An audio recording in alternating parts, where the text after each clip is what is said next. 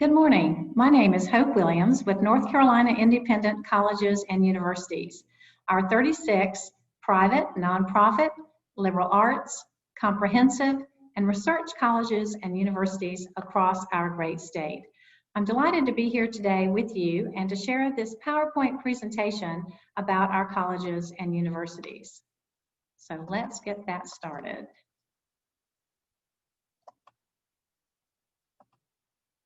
As you can see, our colleges and universities are located all across our great state. So if you have students who wish to be in a certain part of the state, we have a college or university there for them. In addition, we believe that among our 36 institutions with such diverse offerings, your students can find their best right fit. As you can see here, our largest campus has about 6,600 undergraduate students, and we also have 14 campuses with fewer than 1,000 students, and certainly lots of campuses in between. Among our 36 campuses, we have 5 historically Black colleges and universities, 3 colleges for women, and 1 two-year college. I want to take a moment to thank the North Carolina Department of Public Instruction for its partnership every year. But especially this year, we worked closely with the department so that our directors of admissions could make sure that every student received full consideration as he or she applied to one or more of our colleges and universities. This was challenging for everyone, and we knew the students were concerned because of the disruption of the semester. So we want you to know that whether they had difficulties with standardized tests, when the test dates were canceled, or were concerned about the disruption and the breakup of the semester, we worked hard to make sure that student did indeed receive full consideration in their application. In addition, we worked with the department to establish a process so that colleges and universities across the state could contact our North Carolina students. That has been a challenge the last couple of years, and so we have worked closely with the department to make sure that as parents opt in PowerSchool, those students can receive information from colleges to help the students understand that yes, indeed, college is possible, and there are even grant and scholarship opportunities available. In addition, I'd like to talk about some of the special opportunities among our NCICU institutions. The first that I will mention is the State of North Carolina Undergraduate Research and Creativity Symposium. This is an event that NCICU co-sponsors with the UNC system, and we also have a number of community colleges participating.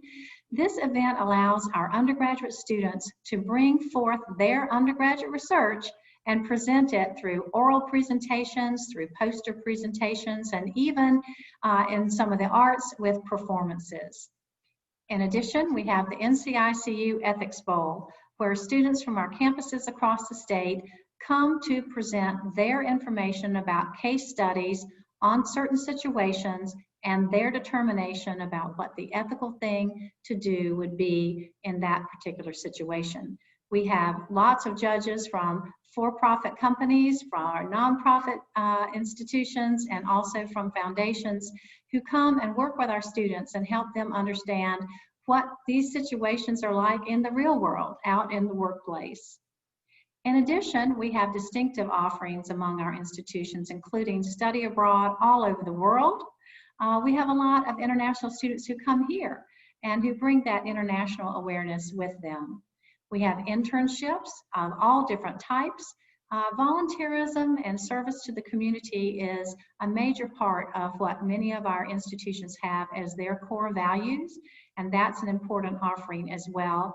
In addition, we have specialized intensive courses that are available throughout the year, and several of our campuses have a January term, during which time a student can take a course or volunteer in the community. I'd like to take a moment too to talk about our articulation agreements. We have these agreements with Lewisburg College, our two-year college, and with the North Carolina Community College system. We have a comprehensive agreement so that students who come in with an associate's degree and have followed that agreement are able to transfer seamlessly as juniors. In addition to that, we are developing a number of discipline-specific agreements. So for example, we have an RN to BSN agreement. We have one in music, theater, and fine arts, are just about ready to sign one in teacher education, and are also developing those discipline-specific agreements in psychology and sociology. We have thousands of students who transfer to our colleges and universities each year, and we're certainly always happy to work with them and to welcome them to NCICU. Diversity, equity, and inclusion is important to each of our campuses. 45% of students at NCICU campuses are students of color. Of that 45%, 21% are Black students. We have a number of programs with which we work and develop, and those we develop including right now a minority male mentoring program. We're developing that to provide support for these students with the goal of increasing their college success and access. One of the final points I'll make is that it's important to recognize that North Carolina's private colleges and universities are indeed affordable.